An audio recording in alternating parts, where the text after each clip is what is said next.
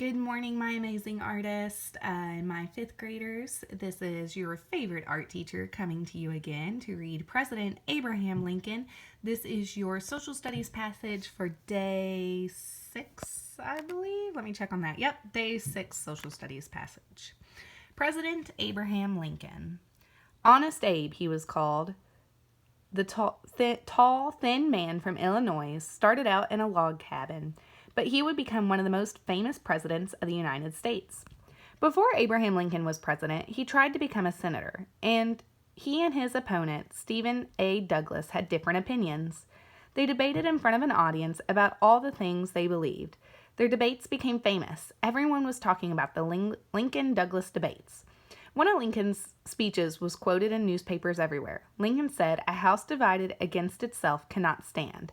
I believe this government cannot endure permanently half slave and half free." Lincoln lost the race for Senate, but his speeches and debates did give him a lot of publicity. People all over the North knew who Abraham Lincoln was. The Republican Party decided that Lincoln should be president. Republicans chose Lincoln as their candidate for the election of 1860. Southerners were outraged. The fear that Lincoln's House Divided speech meant that he would get rid of slavery. Lincoln assured the Southern states that he would not get rid of slavery where it already existed. Lincoln said that his biggest goal was to preserve the Union and keep all the states together. But Southerners wanted to be able to spread slavery into the territory west of the Mississippi, too. They knew Lincoln would not allow slavery in the territories. In the election of 1860, not one single Southern state voted for Abraham Lincoln. The division between the North and the South was clear. Dividing line of slavery. Soon, the Southern states would separate from the Union to create the Confederate States of America. Oh, lovely little picture of Abraham. All right, now your questions. Number 1, what did Lincoln mean when he said a house divided against itself cannot stand? A, it is a good idea to have slavery everywhere. B, Northern and Southern states should decide about slavery for themselves. C, having slavery in some states in others wouldn't work. D, slavery should not be allowed anywhere. Number 2, no Southern state voted for Lincoln because he was from the North. B, the people there thought he might end slavery. C, they did not understand what he was saying. D, they didn't know who he was. Number 3, the Southern states were going to separate from the Northern states because A, the Northern states were against slavery. B, the Southern states were against slavery. C, the Southern states felt like it. D, the Southern states knew that Lincoln would try to end the Union. Number 4.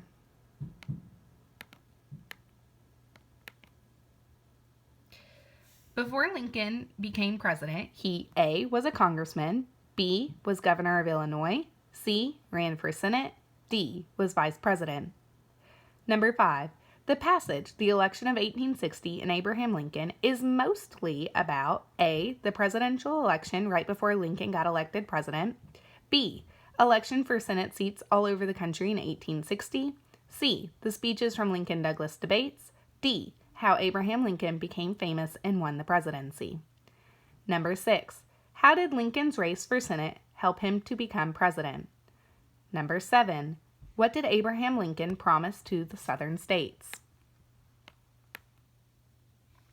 All right, your choice board activities. Pretend you are part of President Abraham Lincoln's campaign team. This means you are able to help get him elected as president for the 1860 presidential election. Using what you know about President Lincoln, create a campaign poster on a piece of 8.5 by 11 paper. You may use Storyboard that it has a template for you. Option 2, create an acrostic poem about Abraham Lincoln using his character and beliefs as the guiding point for your poem. Here is an example. Cats are always great cuddlers, always lounging around, time spent in sunny windows, staying to themselves until they choose to find their owners. Notice that each sentence begins with C-A-T-S, spelling out cats. Mufasa likes that option. All right, option 3, analyze the political cartoon about President Lincoln. Select one of the following 3 political cartoons and analyze it using the chart given. And we're going to scroll down and look here at these cartoons. I'm going to read this side first. Cartoonists use 5 main elements to convey their point of view. Symbolism, using an object to stand for an idea. Captioning and labels, using clarity and emphasis. Analogy, a comparison between 2 unlike things that share some characteristics. Irony, the difference between the way things are and the way things should be or the way things are expected to be. Exaggeration, overstating or magnifying a problem or a physical feature or habit. Big nose, bushy eyebrows, large ears, baldness. All right, right side. Examples of symbols used in political cartoons. Peace, dove, olive branch, victory sign. United States, Uncle Sam, flag, stars and stripes, shield, Columbia. Democrats, donkey. Republicans, elephant. Death, vulture, skeleton with shroud, skull and crossbones, grim reaper. Love, heart, Cupid, Venus. Money, dollar bill or dollar sign. Scrolling down. All right, political cartoon number 1. We got the statue of Lincoln. And then there's a whole crowd of people saying, he's been like that ever since Election Day 2008. And the statue is going, yes! All right, political one number 2. Again, the statue of Lincoln looks like he's crying. 7 years ago, this was unfathomable, Mr. President, and he is fist bumping President Obama. All right, and then here is your chart for the cartoons. First glance, look at the cartoon you were given or selected and list any of the following you see: title, objects, people, word, phrases. Taking a closer look, images. What objects are used as symbols? Why were the symbols used and what do they represent? Is anything exaggerated? How? Is the cartoon realistic or abstract? List adjectives that describe emotions visible in the cartoon. Words. Which words or phrases appear to be important and why? And then the cartoon purpose.